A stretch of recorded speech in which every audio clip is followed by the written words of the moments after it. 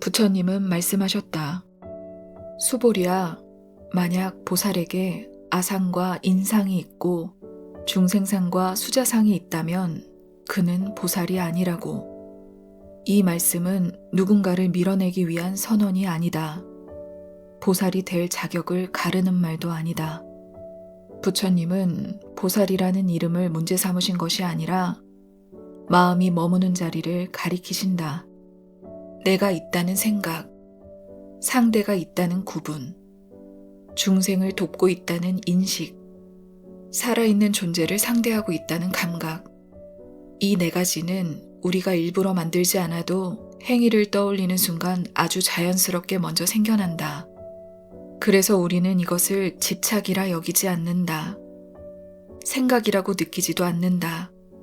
하지만 부처님은 이 미세한 마음의 작동을 상이라 부르신다.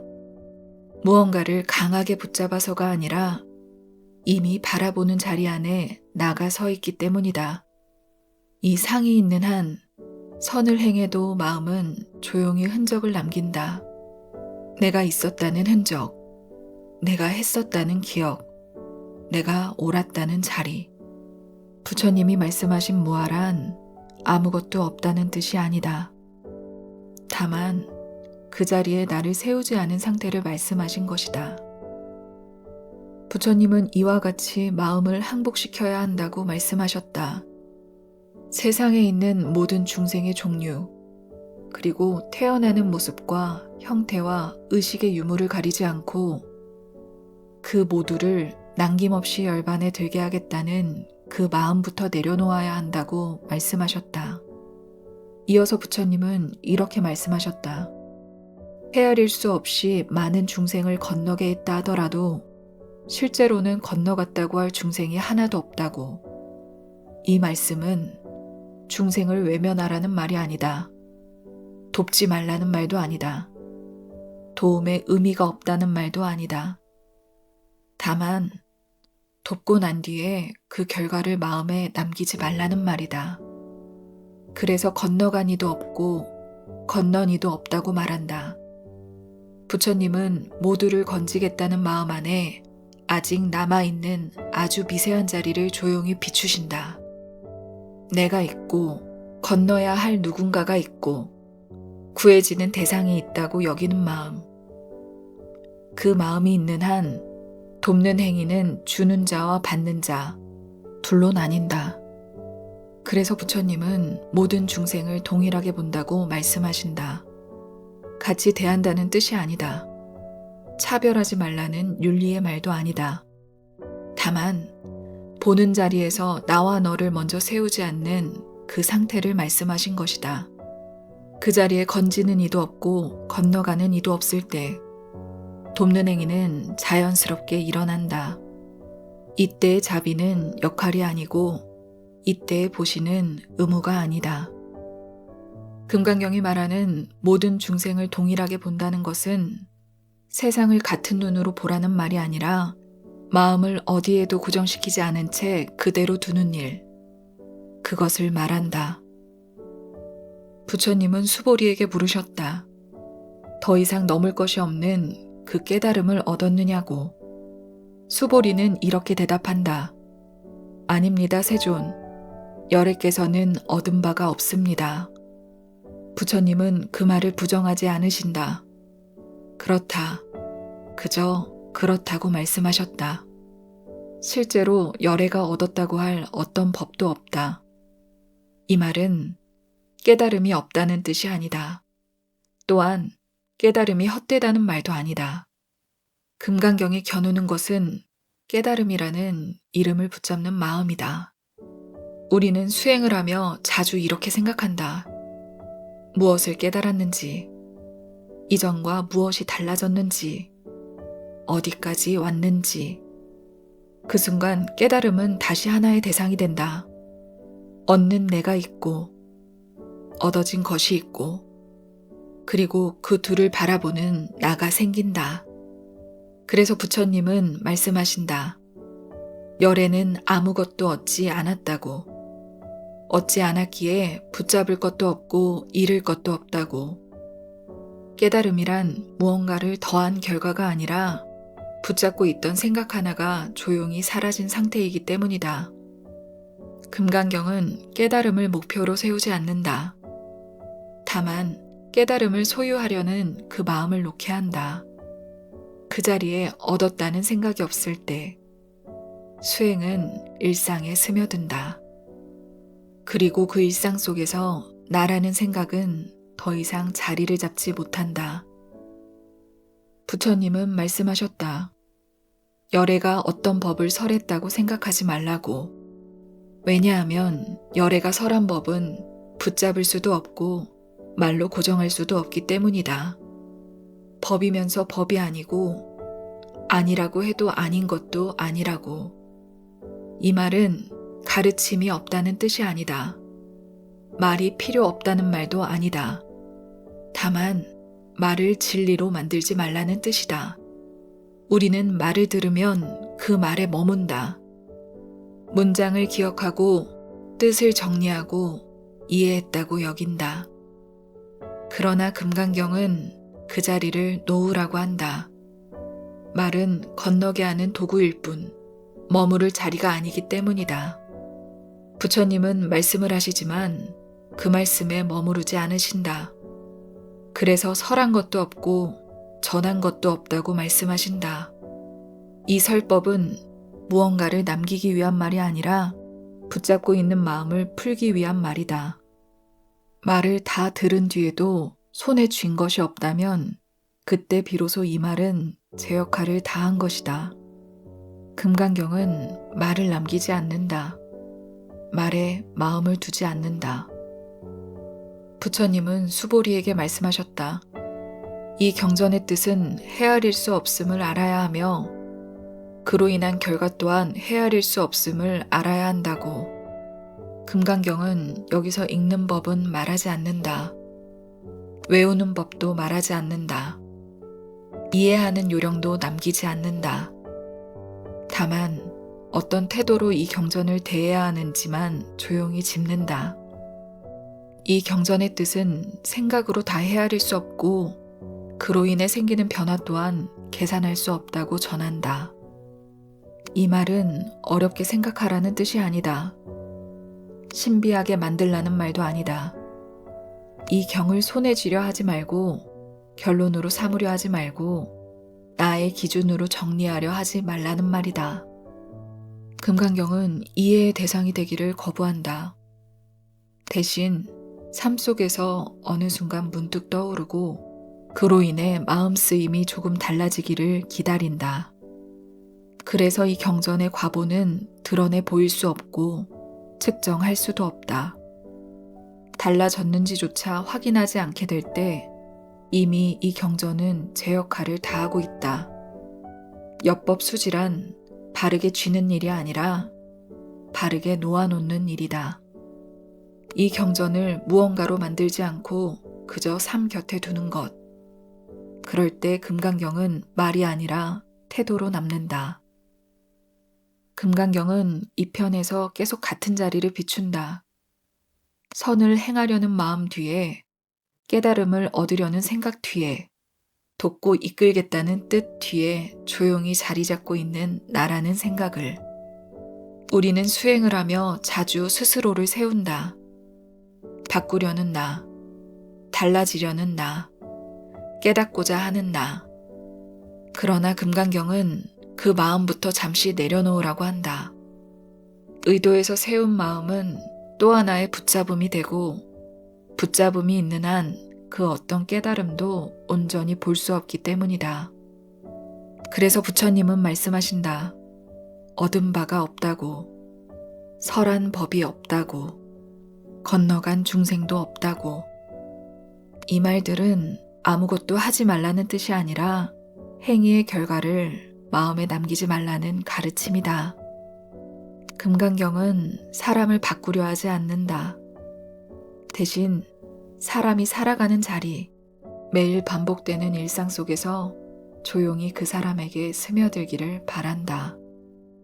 그래서 경전을 이해하려 들지 말고 결론으로 삼지 말고 그저 곁에 두라고 한다. 경전이 무언가를 가르쳐서가 아니라 그 곁에 머무는 동안 말과 행동과 시선이 조금씩 달라지기 때문이다. 그 변화는 의식으로 확인되지 않고 깨달음이라는 이름으로 남지도 않는다. 다만 어느 순간 비교하지 않게 되고 증명하지 않게 되고 내가라는 생각이 조금 옅어진다. 금강경은 그 미세한 변화를 목표로 삼지 않는다. 그 자리가 생기도록 아무 말 없이 곁에 남는다. 붙잡고 있는 것은 사물이 아니라 나라는 생각임을 금강경은 끝까지 놓치지 않고 가리킨다. 그리고 그 가리킴마저 머물지 않게 한다.